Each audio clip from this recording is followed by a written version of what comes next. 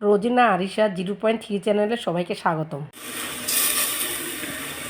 আসসালামু আলাইকুম। যে যেখানে আছেন আশা করি আল্লাহর রহমতে ভালো আছেন। আমিও আল্লাহর রহমতে ভালো আছি।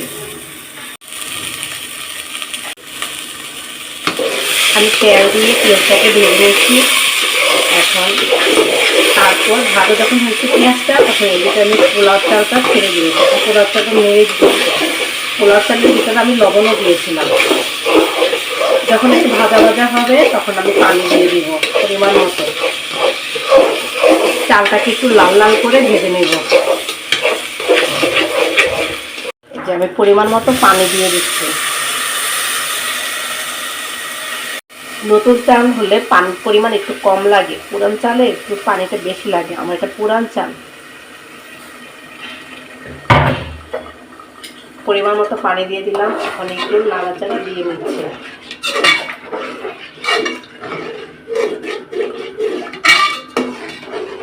এগুলো নেড়ে চেড়ে দিচ্ছে। নেড়ে চেড়ে দেওয়ার পর ঢাকনা দিয়ে রাখবো। এখন আমি ঢাকনা দিয়ে দিচ্ছি। ঢাকনাটা এখন উঠিয়ে দিচ্ছি।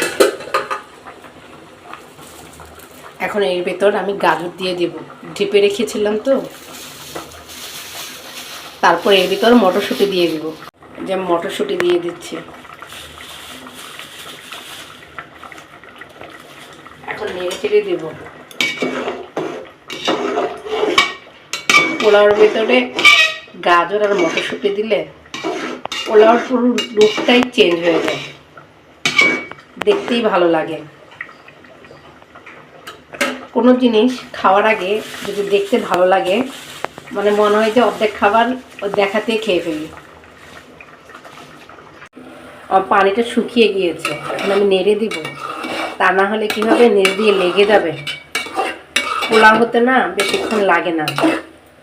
আজকে কী হয়েছে জানেন, চাল শেষ হয়ে গেছে, আমি টেরে পাইনি। পরে দেখি যে চাল নাই।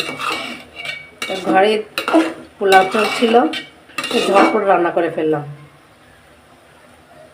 এরকম কার কার হয় যখন চাল মারতে যান দেখেন যে চাল নাই? যেমন পোলাওটা অনেকটা সিদ্ধ হয়ে গিয়েছে। এখন আমি তাওয়ার উপরে দিয়েছি, দমে রান্না করব, ঢাকনা দিয়ে রাখবো।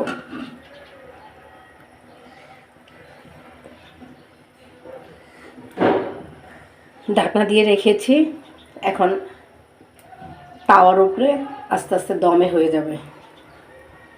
দেখব যে আমার পোলাওয়ের কী অবস্থা। আমি যে এতক্ষণ ঢাকনা দিয়ে দমে রেখেছি, দেখি হয়েছে কিনা।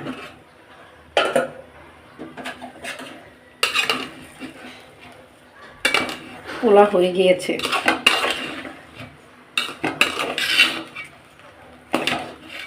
এই যে হয়ে গিয়েছে, দেখেন দেখতে কি সুন্দর লাগছে, একদম ঝরঝরে হয়েছে। আর পোলাওটা ঝটপট হয়ে যায়।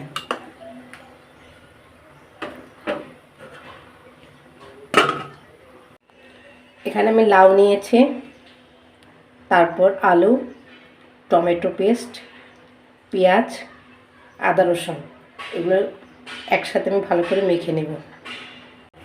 এটা আমি এগুলো একসাথে ভালো করে মেখে নিচ্ছি। মেখে নেওয়ার পর এর ভিতরে আমি লবণ, হলুদের গুঁড়া, মরিচের গুঁড়া, ধনার গুঁড়া, জিরা গুঁড়া দেব। এগুলো দিয়ে আবার ভালো করে মেখে নেব।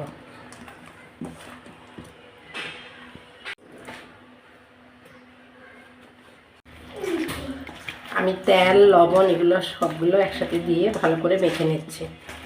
এই লাউ আলু সাথে আমি মুরগির মাংস দেবো। যখন এগুলো একটু কষানো হবে তখন আমি মুরগির মাংসটা দিয়ে দেব।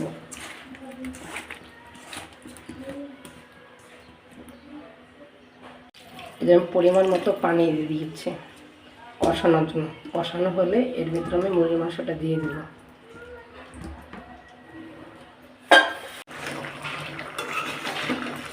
আমি নেড়ে চেড়ে দিচ্ছি। যখন ঝোলটা আরও শুকিয়ে যাবে, তেল একটু ভেসে উঠবে, তখন আমি মুরগির মাংসটা দিয়ে দেব। কষাতে থাক, পাঁচ জনের মুরগির মাংসগুলো ধুয়ে নিই।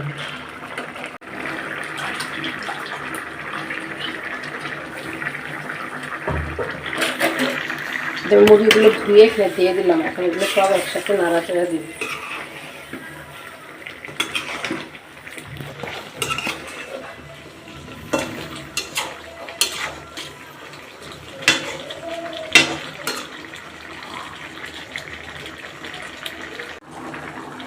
যেমন মুরগির মাংস রান্না হয়ে গিয়েছে, আলু আর লাউ দিয়ে আমি মুরগির মাংস রান্না করছি।